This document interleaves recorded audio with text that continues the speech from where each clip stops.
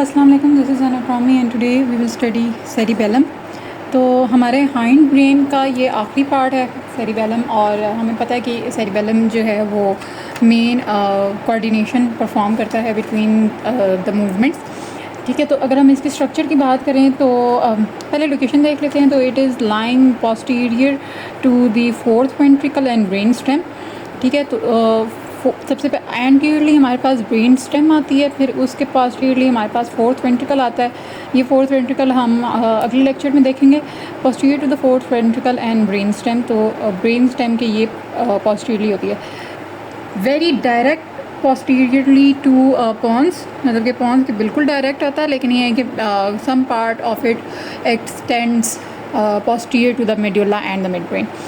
ठीक हो गया, तो ये इसकी लोकेशन है। ठीक है, फिर अगर इसकी स्ट्रक्चर की शेप की बात कर लें तो it is ovoid in shape. ठीक है, ओवॉइड शेप का होता है। ठीक हो गया, दो हेमिस्फेयर्स होते हैं। ठीक है, इसके हेमिस्फेयर्स उनको हम कहते हैं सेरिब्रल हेमिस्फेयर्स। ठीक है, क्या कहेंगे हम उनको? Cerebellar hemispheres. ठीक है, ये दोनों हेमिस्फेयर्स जो हैं ये कनेक्टेड होते हैं विया मीडियन वर्मिस। ठीक है, तो मतलब कि एक इस तरह का स्फेयर अगर हम कह लें, ठीक है, और एक ये स्फेयर आप कह लें। ठीक है, दिस इज़ हाइपोथेटिकल। मैं डायग्राम बना रही हूँ अभी, क्योंकि इसकी डायग्राम मुश्किल है, मेरे से बन नहीं रही थी, तो मैं जो बुक में डायग्राम दूँ उसी से समझाऊंगी इसका स्ट्रक्चर।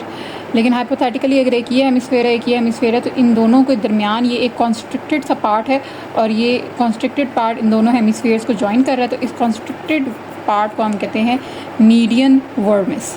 ठीक है, इसको हम क्या कहते हैं? Median vermis. सही हो गया। अब हमारे पास इसके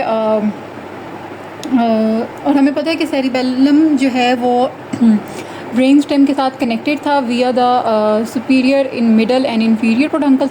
ये सुपीरियर, इंफीरियर और मीडियल मिडल जो पोडंकल्स थे, ये बेसिकली थे क्या थे? ये नर्व फाइबर्स थे जो कि ब्रेन स्टेम को कनेक्ट कर रहे थे विद द सेरिबेलम।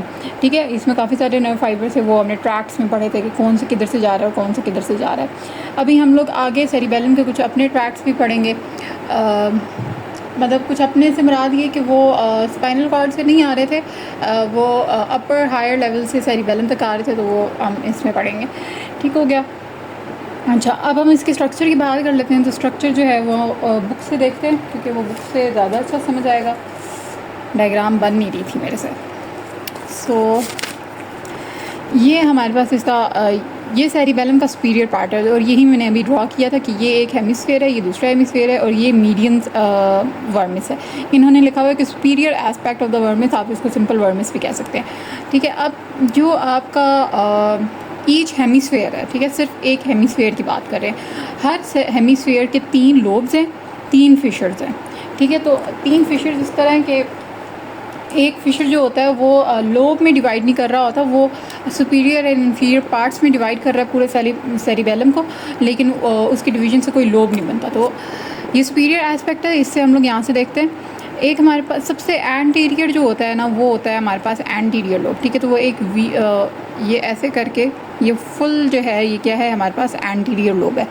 ठीक है, इस एंटीरियर लोब के पीछे जो है वो हमारे पास मिडल लोब होता है। इस मिडल लोब को हम लोग पोस्टीरियर लोब भी कहते हैं।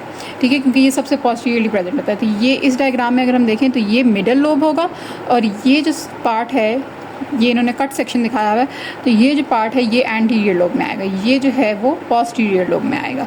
सही है, तो ये एंटीरियर लोब, ये पोस्टीरियर लोब। अब एंटीरियर लोब और पोस्टीरियर लोब को जो डिवाइड कर रही है चीज़, वो एक वी शेप्ड फिशर है, जिसको हम कहते हैं प्राइमरी फिशर। ठीक है, इस वी शेप्ड फिशर को हम क्या कहते हैं? Primary fissure. ठीक हो गया।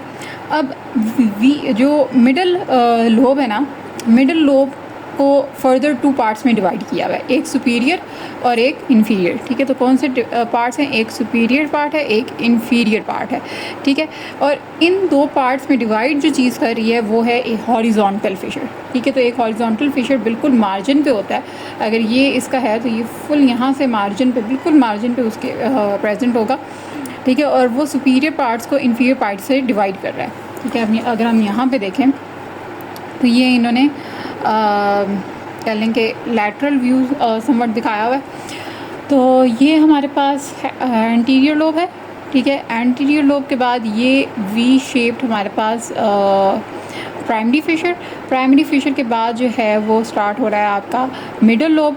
ये अब फुल यहाँ तक मिडल लोब है, ठीक है। और मिडल लोब को सुपीरियर और इन्फीरियर पार्ट्स में डिवाइड किया हुआ है हॉरिजॉन्टल फिशर ने, ठीक है। मिडल लोब को हम लोग पोस्टीरियर लोब भी कहते हैं। मूविंग नेक्स्ट हमारे पास जो नेक्स्ट फिशर है वो है यूवोलो न्यूड्यूलर फिशर, यूवोलो नोड्यूलर फिशर, ठीक है। और उस फिशर के बाद से जो लोब स्टार्ट हो रहा है ये वाला, उसको हम कहते हैं फ्लोक्यूलो नोड्यूलर लोब, ठीक है। ये हमने काफ़ी सारे और पार्ट्स इनने यहाँ पे लिखे हुए हैं, लेकिन आगे मैंने पढ़े हैं स्ट्रक्चर में, लेकिन स्ट्रक्चर में इन्होंने इतनी डिटेल से नहीं लिखा हुआ, एटलीस्ट मुझे तो नज़र नहीं आया।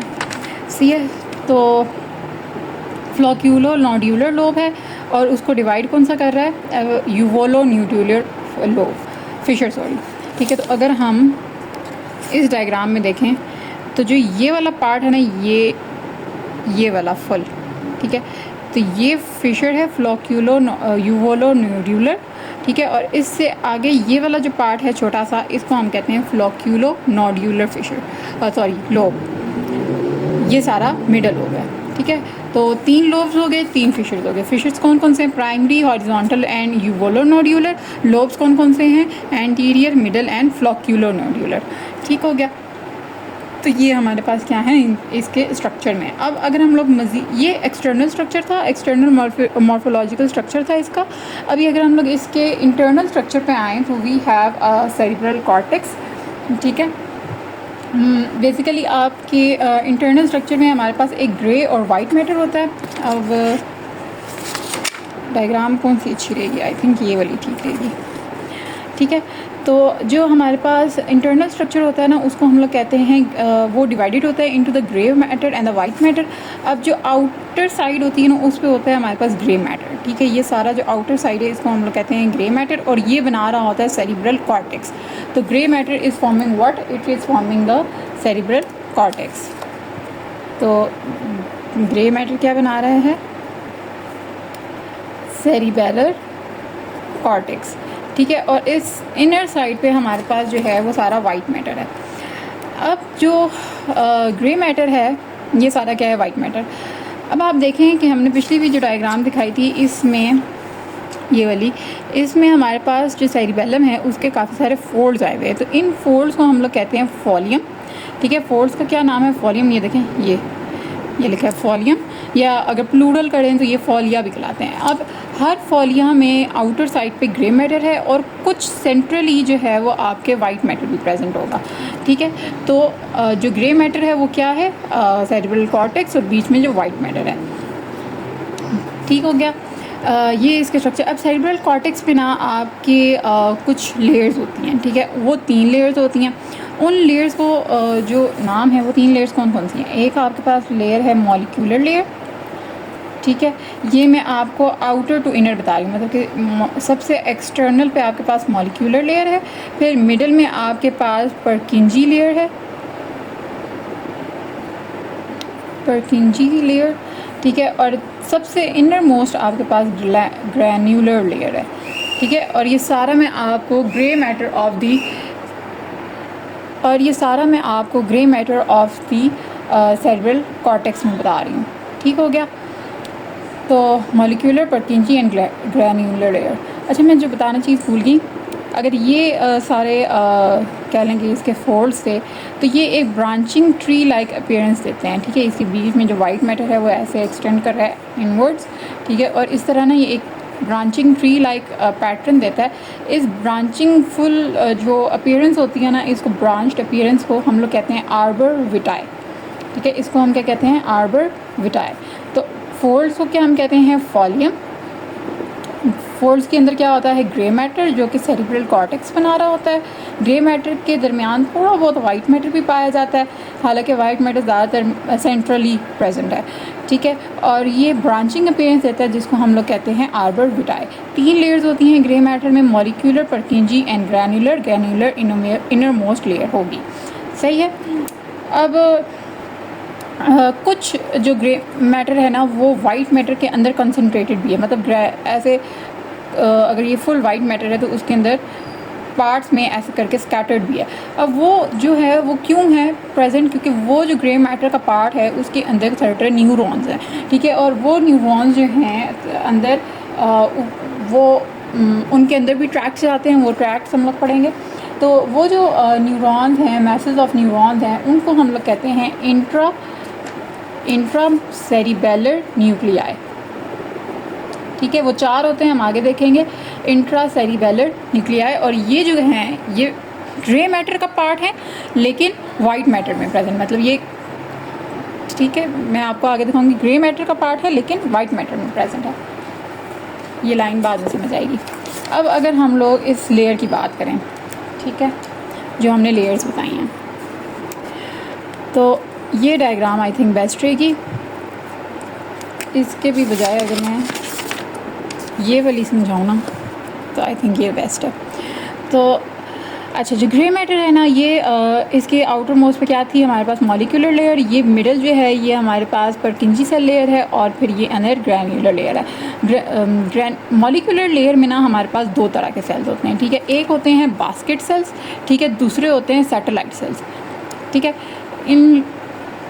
इनका फंक्शन ये होता है कि ये जो हैं ये परकिंजी लेयर के अंदर एक प्रेजेंट होता है फनल शेप परकिंजी सेल। इसकी काफ़ी सारी ब्रांचिंग होती है, ठीक है। देखिए ये प्रेजेंट किधर है, इसका न्यूक्लियाई ये परकिंजी सेल लेयर में प्रेजेंट है, लेकिन जो इसके डेंड्राइट्स हैं उन्होंने ब्रांचिंग अपीयरेंस दी हुई है इनटू द मॉलिक्यूलर लेयर, और एक्सॉन इसका ग्रैन्युलर लेयर में जा रहा है, ठीक है। एक्सॉन किधर है, ग्रैन्युलर लेयर में, और ब्रांचिंग अपीयरेंस किधर दी हुई है, इनटू द मॉलिक्यूलर लेयर। तो ये बास्केट सेल और सैटेलाइट सेल जो मॉलिक्यूलर के हैं ना, ये इसी परकिंजी सेल के साथ साइनैप्स बनाते हैं, या इसके साथ मतलब इसके साथ साइनैप्स बनाएंगे, इसके बीच में प्रेजेंट होंगे। सारा इनका फंक्शन जो है वो इस परकिंजी सेल लेयर के साथ है। फिर परकिंजी का मैंने बता दिया, उसके अंदर एक फनल शेप्ड सेल है जिस ये गोल्जी टाइप 1 सेल होता है, ठीक है। Purkinje cell is Golgi type 1 neuron, ठीक है। और फनल शेप्ड है, ब्रांचिंग ट्री लाइक अपीयरेंस होती है इसके डेंड्राइट्स की इन द मॉलिक्यूलर लेयर, और एक्सॉन इसका एक्सटेंड करता है from the granular layer into the white matter, ठीक है। और फिर वाइट मैटर में जो हमने अभी इंट्रासेरिबेलर न्यूक्लियाई पढ़े हैं, ये उनके साथ जाके साइनैप्स करता है, सही है। अच्छा, जो ग्रैन्युलर लेयर है ना, उसके अंदर काफ़ी तरह के सेल्स होते हैं, मतलब कि काफ़ी सारे सेल्स होते हैं, और वो कोई स्पेसिफिक उन्होंने अपीयरेंस या नेम नहीं बताया, उन्होंने बस ये बताया कि ग्रैन्युलर लेयर में काफ़ी सारे सेल्स होते हैं, और उन सेल्स के डेंड्राइट्स जो हैं वो मतलब वो डार्क स्टेन लेते हैं जब उनकी स्लाइड बनाई जाए, और स्कैंटी साइटोप्लाज्म होता है उनका, बस उन्होंने इतनी सी बात लिखी है। सो हम भी इतनी सी बात याद रखते हैं, ठीक है। तो ये हमारे पास 3 सेल लेयर थी, और हम लोगों ने इनके सेल्स भी देख लिए। जो इनमें सबसे इम्पॉर्टेंट जो है ना वो परकिंजी सेल है, जो मैं आगे आपको बताऊंगी कि ये जो हैं as the main functional unit of the cerebellar cortex function करते हैं, ठीक है। तो हम लोग देखेंगे कि ये एज अ फंक्शन कैसे परफॉर्म करते हैं। अभी के लिए बस इतना ही है कि जो मॉलिक्यूलर लेयर है और परकिंजी सेल लेयर है और ग्रैन्युलर लेयर है, इनके अंदर इस तरह के सेल्स प्रेजेंट है। मूविंग ऑन, हम लोग अगर वाइट मैटर में देखें तो वाइट मैटर में मैंने कहा था कि आपके पास ब्रांचिंग ट्री लाइक अपीयरेंस होती है इसकी, ठीक है, जिसको हम लोग कहते हैं आर्बर विटाई। अब ये देखें इस डायग्राम में उन्होंने ये दिखाया कि ये सारे ग्रे मैटर हैं, ठीक है। ये जो आपको ये डॉट्स दिखा रहे हैं ये ग्रे मैटर का पार्ट हैं, और ये न्यूक्लियाई हैं बेसिकली, ठीक है, जिनको हम लोग कंबाइनली कह रहे हैं इंट्रासेरिबेलर न्यूक्लियाई, ठीक है। और ये ग्रे मैटर हैं लेकिन ये वाइट मैटर के अराउंड प्रेजेंट होते हैं, ठीक है। I hope that makes sense now. तो ये अब उन्होंने पॉन्स दिखाया, ये 4th वेंट्रिकल है, और ये उसके पीछे जो है ये वर्मिस का पार्ट है, और वर्मिस के साथ थोड़ा साइड में हेमिस्फेयर का पार्ट भी आ गया। अब इसमें इन्होंने मीडियल टू लैटरल अगर हम लोग देखें तो मीडियल टू लैटरल अगर हम देखें तो कौन से न्यूक्लियाई हैं, तो 4 न्यूक्लियाई हैं। सबसे पहले आ जाता है fastigial, then globose, emboliform and dentate, ठीक है। तो dentate is the most lateral and fastigial is the most medial, ये आपको याद होना चाहिए। फेस्टिजियल, ग्लोबोस, एम्बोलिफॉर्म और डेंटेड, ठीक है। कोई इसका मॉर्निंग मेरे जहन में नहीं आया और ना मुझे मिला, लेकिन चलें किसी तरीके से it's fastigial, globose, emboliform and dentate. 2-3 दफ़ा बोलेंगे तो आई होप आपको याद रह जाएगा। बुक में लैटरल टू मीडियल लिखा है डेंटेट, एम्बोलिफॉर्म, ग्लोबोस एंड फेस्टिजियल, ठीक है।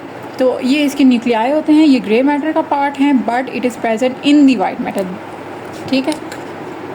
तो ये इसके वाइट मैटर के पार्ट्स हो गए। इसके अलावा आपके वाइट मैटर में तीन तरह के फाइबर्स होते हैं, ठीक है। तो वो तीन तरह के फाइबर्स कौन से होते हैं? They can either be intrinsic fibres, ठीक है, then they can either be afferent fibres और they can either be efferent fibres, ठीक है। एफरेंट ईफ्रेंट का तो मेरे ख्याल में मतलब समझ आ गया, इंट्रिंसिक भी समझ आ गया होगा। इंट्रिंसिक आर द फाइबर्स जो कि सेरिबेलम को लीव नहीं करते, दे अराइज और एक्सटेंड, मतलब उनका जो भी काम धंधा जो कुछ भी है वो सेरिबेलम तक ही महदूद है, ना उधर से उन कहीं से आना है ना उन्होंने इधर से निकलना है, ठीक है। वो इसी बस दुनिया में कैद है।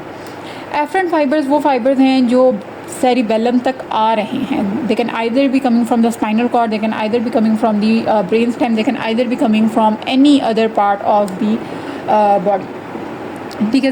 सेरिब्रम से भी आते हैं। और ईफ्रेट फाइबर्स वो होते हैं जो सेरिबेलम से एग्जिट करते हैं, ठीक है। तो सेरिबेलम से निकल के जो other parts of the body में जाएंगे वो होंगे ईफ्रेट फाइबर्स, ठीक है। तो वाइट मैटर में हमारे पास फोर इंट्रासेरिबेलर न्यूक्लियाई होते हैं, फेस्टिजियल, ग्लोबोज, एम्बोलिफॉर्म एंड डेंटेट। इसके अलावा हमारे पास तीन तरह के फाइबर्स होती हैं, इंट्रिंसिक, एफरेंट एंड ईफ्रेंट। अब इन जो फाइबर्स हैं हम लोग उनको देखते हैं।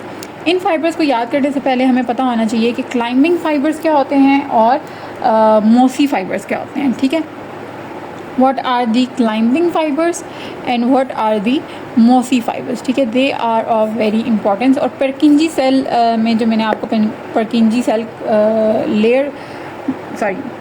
लेयर में जो परकिंजी सेल का बताया है उसका मेन फंक्शनल यूनिट वो कैसे परफॉर्म करता है, ठीक है। तो हम वो देखते हैं, ठीक है। अब इसी डायग्राम पे आ जाते हैं हम वापस, सही है। अब इसमें इन्होंने ना एक दिखाए हुए हैं, ये देखिए, ये क्लाइंबिंग फाइबर दिखाए हुए हैं और ये मोसी फाइबर दिखाए हुए हैं। क्लाइंबिंग फाइबर को हम लोग क्लाइंबिंग फाइबर इसलिए कहते हैं क्योंकि ये ऊपर जाके एक तो ये नीचे से आते हैं और ऊपर जाके ये इसके डेंड्राइट्स के साथ साइनैप्स बना देते हैं, ठीक है। तो वो एक क्लाइंबिंग इनका अपीयरेंस होती है, तो इस वजह से हम इनको क्लाइंबिंग फाइबर्स कहते हैं। दूसरे हम लोग हमारे पास मोसी फाइबर्स हैं। क्लाइंबिंग फाइबर्स स्पेसिफिकली अराइज होते हैं from the inferior olivary nucleus. अब इंफीरियर ओलिवरी न्यूक्लियस हमने किधर पढ़ा था? ये हमने पढ़ा था मेड्यूला में, ठीक है। तो मेड्यूला में हम लोगों ने पढ़ा था कि वहाँ पे इंफीरियर ओलिवरी न्यूक्लियस है, तो ये ओलिवो सेरिबेलर ट्रैक्ट्स होते हैं, ठीक है। तो ये देखें यहाँ पे लिखा हुआ है, the climbing fibres are the terminal fibres of the olivocerebellar tracts, ठीक है। तो जो ओलिवरी न्यूक्लियस से सेरिबेलम तक आ रहे हैं they are known as the climbing fibres. तो ये इनका आगे हम लोग क्योंकि इन्होंने यही बताया कि ये क्लाइंब अप करते हैं to the Purkinje cell layer, तो वहाँ इस वजह से हम लोग इनको क्लाइंबिंग का नाम देते हैं, ठीक है। अब करते क्या हैं ये कि ये यहाँ से इंफीरियर ओलिवरी न्यूक्लियस से आए, मैं यहाँ पे आपको दिखाती हूँ।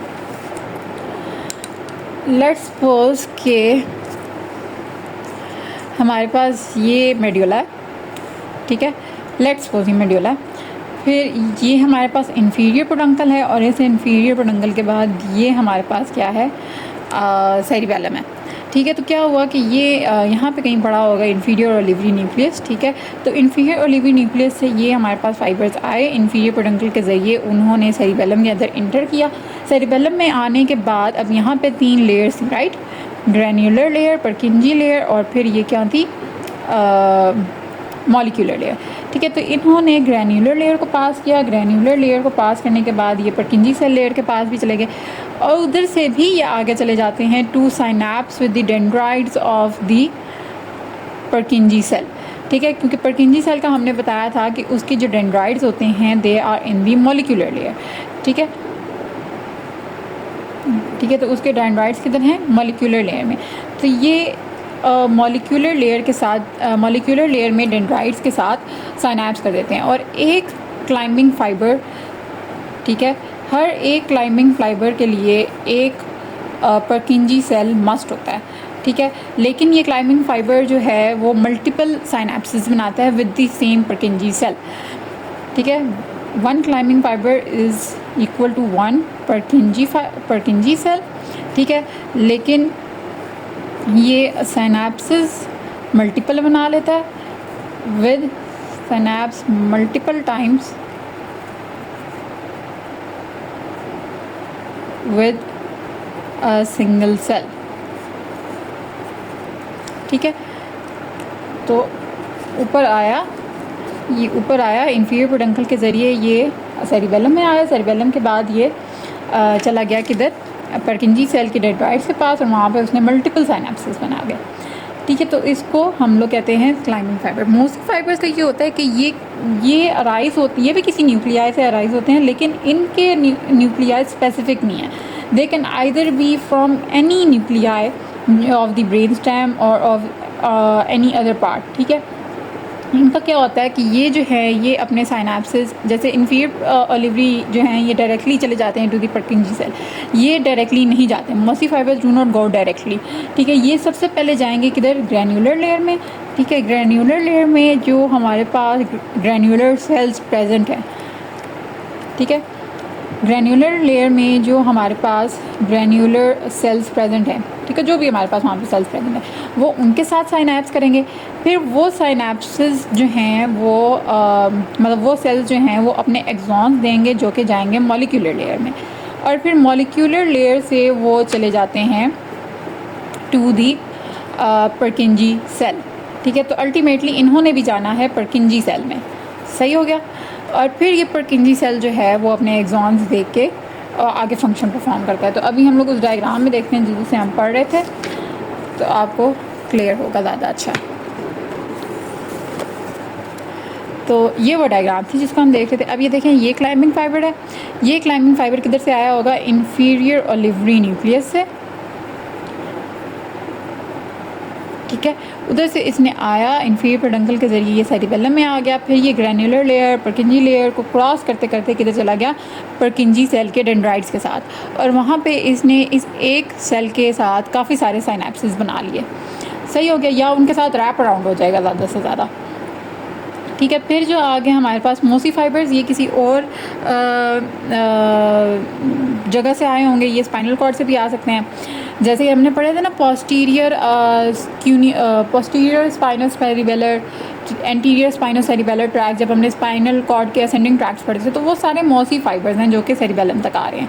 ठीक है, सेरिबेलम तक आने के बाद वो मोसी फाइबर्स जो हैं वो ग्रैन्युलर लेयर में गए, वहाँ पे इनने दो सेल्स दिखाए हैं। ठीक है, तो वो दो सेल्स जो भी हैं उनके साथ उन्होंने साइनेप्स किया।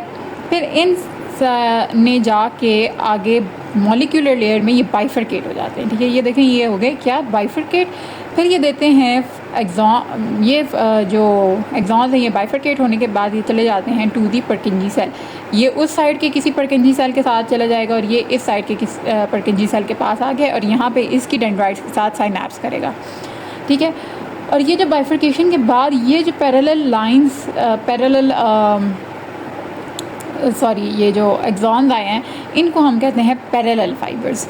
ठीक है, तो मोसी fibres make up the parallel fibres, और एट दी एंड उन्होंने भी जाना होता है पर्किंजी सेल के साथ, और वहाँ पे ये क्या करता है, साइनेप्स करता है। साइनेप्स करने के बाद क्या है कि ज़ाहिर है अब उसकी डेंड्राइट्स के साथ उन्होंने साइनेप्स कर दिया, इन्फॉर्मेशन किधर चली जाएगी, न्यूरॉन में, पर्किंजी सेल के न्यूरॉन में, फिर वहाँ से इन्फॉर्मेशन किधर जाएगी, एक्सॉन में। अब इसका एक्सॉन जो है, मैंने आपको तब भी बताया था पहले कि वो ग्रैन्युलर लेयर से पास करते हुए किधर चला जाता है, इनटू दी वाइट मैटर, और वाइट मैटर में जाने के बाद ये किधर चले जाएगा, सेरिबेलर न्यूक्लियस में।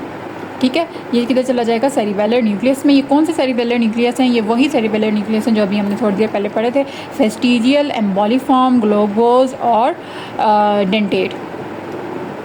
पोजीशन मैंने शायद चेंज कर दिया है, वो आप देख लीजिएगा, मीडियल टू लैटरल, लेकिन क्या है, ये उन्हीं इंट्रासेल्युलर न्यूक्लियाई के पास चले जाएंगे और वहाँ पे अपनी इन्फॉर्मेशन देंगे। ठीक हो गया।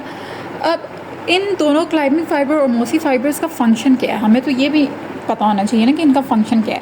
जो मोसी फाइबर्स हमने दूसरे पढ़े हैं वो ज़ाहिर है अपने अपने इनके फंक्शन है। एंटीरियर स्पाइनल सेरिबेलर का अपना फंक्शन है, पोस्टीरियर का अपना फंक्शन है।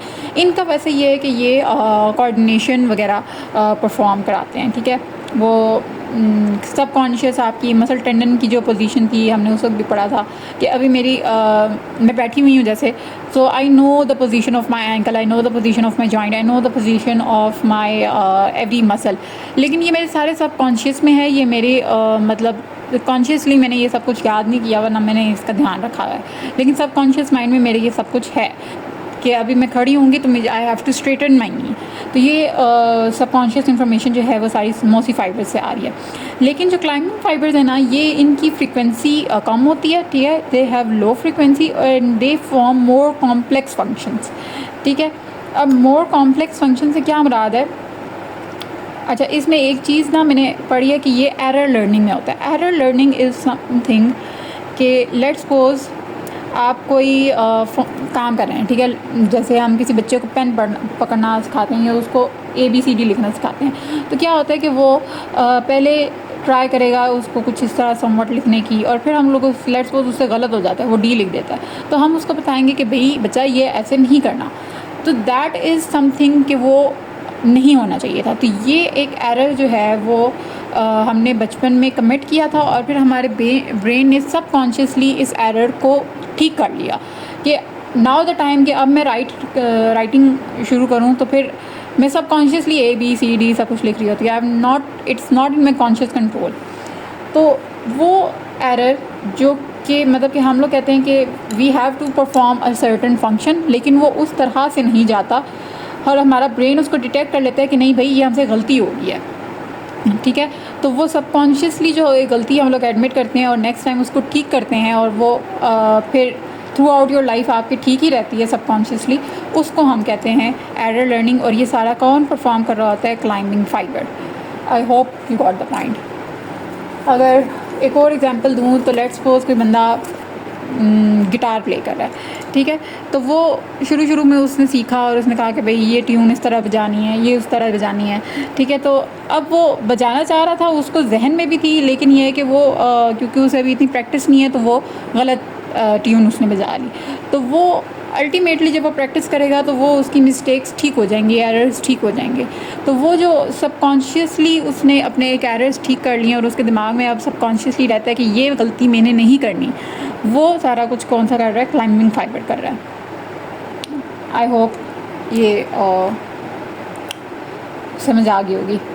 अब ज़ाहिर है जब हम लोग फंक्शन परफॉर्म करते हैं तो इन ये सारे आगे जो हैं पर्किंजी फाइबर जो हैं वो सेरिबेलर न्यूक्लियाई को देते हैं। अब वहाँ से आगे इसमें फंक्शन परफॉर्म करना है, एक्सॉन्स वगैरह ट्रांसमिट करने हैं और इन्फॉर्मेशन सेंड करनी है। अब वो इन्फॉर्मेशन किस तरह की सेंड करेगी? या तो वो इनहिबिटरी एक्सॉन्स देगा या तो वो एक्साइटेटरी एक्सॉन्स देगा, ठीक है। अब ये सारा कुछ क्यों होता है कि वो जैसे अगर हम लोगों ने खड़ा होना है, हम लोगों ने नी फ्लेक्स करनी है या कोई चीज़ एक्सटेंड करनी है, so if we have to extend तो हमें अपने फ्लेक्सर्स को इनहिबिट करना होगा।